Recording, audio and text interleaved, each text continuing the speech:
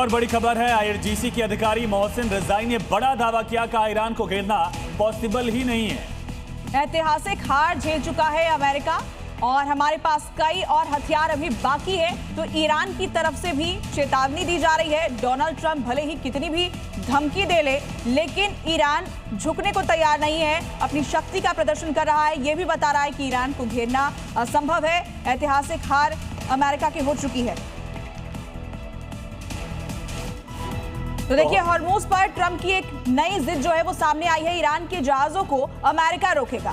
ईरानी बंदरगाहों पर भी प्रतिबंध लगाने का ऐलान कर दिया गया है। कहा गया कि ईरान से गुजरने वाले जहाजों पर पाबंदी रहेगी और भारतीय समय के अनुसार शाम 7:30 बजे से ये प्रतिबंध लागू हो जाएगा। हॉर्मूज में दूसरे देश के जहाज पर रोक नहीं होगी। इसके साथ ही आपको बता दें कि ट्रंप की नाकेबंदी ईरान फेल कैसे करने वाला है, ईरान का प्लान क्या है, ये भी समझिए। अमेरिकी नौसैनिक की नाकेबंदी को लेकर चेतावनी दे दी गई है। हॉर्मूज नाकेबंदी पर मुंह की खाएगा अमेरिका। पहले ही अमेरिका की हार हो चुकी है और इसके बाद अभी और हार झेलनी पड़ेगी अमेरिका को। इस तरह की जानकारी सामने आ रही है ईरान की तरफ से। यूके देवनाथ सर, क्या हॉर्मूज स्ट्रेट अब नया बैटल जोन बनता दिख रहा है? डोनाल्ड ट्रंप भले ही कितनी धमकी दे ले, लेकिन ईरान झुकने को तैयार नहीं है। हॉर्मूज स्ट्रेट से अपना दावा लेकर पीछे नहीं हटेगा। पूजा, बहुत ही खतरनाक सिचुएशन है। डोनाल्ड ट्रंप ने कहा कि ईरान से जो भी पानी का जहाज कच्चा तेल लेकर बाहर निकलेगा, अमेरिका उसको रोकेगा, अमेरिका की नेवी रोकेगी।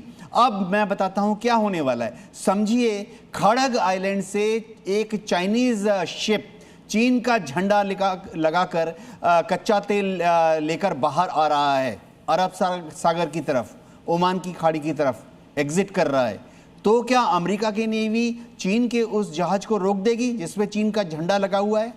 बहुत ही वॉलेटाइल सिचुएशन है। ऐसे में चीन क्या चुप बैठेगा? जाहिर बात है नहीं। नॉर्थ कोरिया का शिप भी तो जो वहाँ हो सकता है, जो कि आ रहा है कच्चा तेल लेकर। हो सकता है कि कोई रशियन शिप है जो कि ईरान के एक बंदरगाह से कच्चा तेल नहीं तो दूसरा कार्गो भी तो होता है ना, food, medicine supply, industrial goods, chemicals. तो क्या रशियन शिप जो कि ईरान के बंदरगाह से आ रहा है, रशिया का झंडा लगा हुआ है, उसको अमेरिका की नेवी स्ट्रेट ऑफ हॉर्मुज पर रोक देगी? ऐसे तो फ्लैश पॉइंट हो जाएगा। मेरा अनुमान है कि बहुत ही जल्दी यूनाइटेड नेशन में ये मुद्दा रूस, नॉर्थ कोरिया, रशिया उठाएंगे। एक और चीज मैं बताना चाहता हूं, अब तक यूएस नेवी के जो शिप्स थे वो ईरान के एंटी शिप मिसाइल्स के खतरे से बचने के लिए दूर रहते थे।